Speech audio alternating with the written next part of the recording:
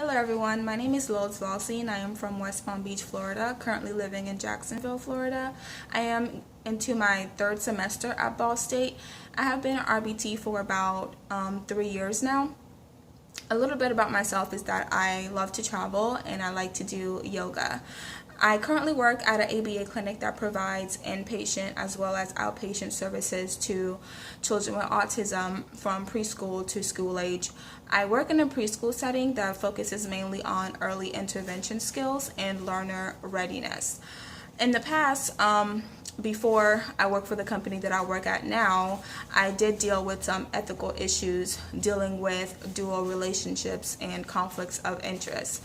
Before I worked for the company that I work at now, I worked at a previous company that provided similar services. The owner of that company was a BCBA and his daughter received services at our clinic. Already you can kind of picture the ethical dilemmas that arose from that situation. As an RBT, it was very awkward getting supervised by your boss who also happens to be the parent of the child. I think other individuals have brought up that issue kind of under wraps to him. His argument was that I believe that his child deserves the best care and he was the person who was able to provide that care for her, which I agree that she does deserve the best care. However, I didn't think it was okay to completely disregard the ethical codes that was implicated in that situation.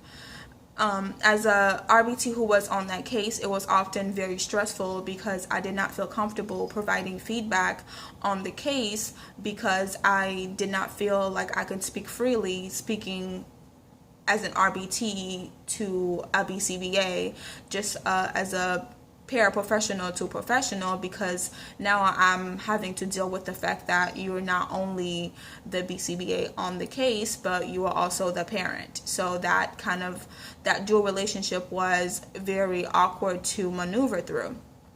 And there are other issues that arose from that I won't get too much into, but very long story short is that as an RBT who was on the case, as the main person who was on the case, I increasingly became to be uncomfortable with the whole situation because although he would supervise her, but then it would be another BCBA supervising her, but him supervising them. So it was just a very strange situation, and I eventually asked to be taken off the case because I did not feel comfortable and I did not think that was fostering a good working environment for myself, because I just did not feel right about the constant teeter-tottering back and forth about it.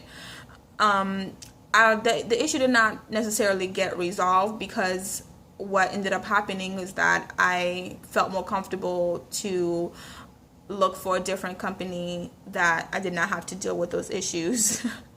So I ended up leaving. I'm sure not much has changed. I'm pretty positive that she still attends the clinic, and I'm pretty positive that he still supervises her case.